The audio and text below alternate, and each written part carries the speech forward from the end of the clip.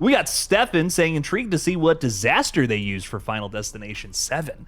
Me too, dude. That's gonna be a big question to answer. Big shoes to fill too. I mean, we've had 6 pretty damn excellent disaster opening sequences. I've really enjoyed, in particular, maybe the last one, Bloodlines. That opening was really fucking good.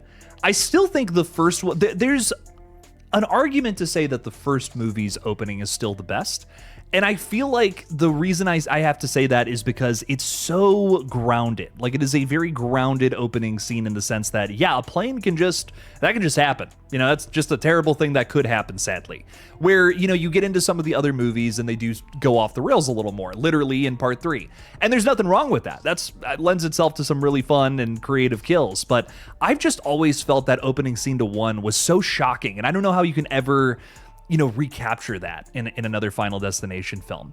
That's in no way a detriment to the other films. I mean, I think it's arguable that part 2, the opening scene there on the highway is even better, even scarier. And I wouldn't even necessarily disagree with that.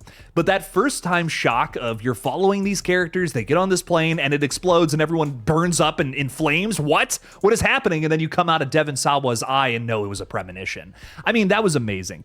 I would love something like that again.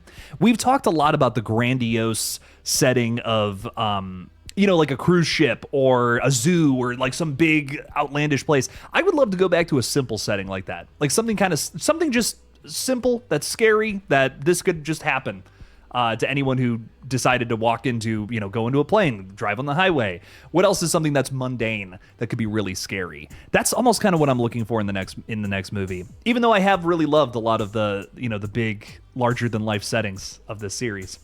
But you never know what you're going to get with Final Destination, and I can't wait for part 7. It's coming from the same writer, Laurie Evans Taylor of Bloodlines, although we do have a different director, an up-and-comer, Michael Blanchard. So I'm really excited, dude. I think it's going to be great.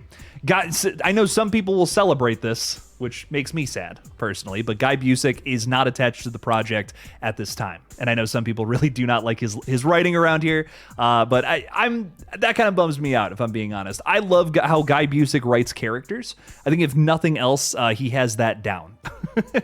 Everything he's ever written, I'm like, the characters are pretty damn solid. Like, that's the one pretty big consistent. Even like Ready or Not 2, for instance, which I have to admit I wasn't as big of a fan of as the original Ready or Not. The characters still very solid across the board, old and new alike. So for me, I do feel like that might be something that maybe 7 doesn't necessarily have down as much as part 6 for Final Destination. And I wouldn't go so far as to say that's something I'm worried about, but I do love that you can feel that touch, I guess is what I'm saying about Final Destination Bloodlines with its characters, with how in depth they are. You're kind of rooting for them. And then that movie really, twists the knife by the time we get to the end in a fun way. And I loved it. I loved every second of Bloodlines. Bring on part 7, which is not too far away, by the way. Just a couple of years. Ugh.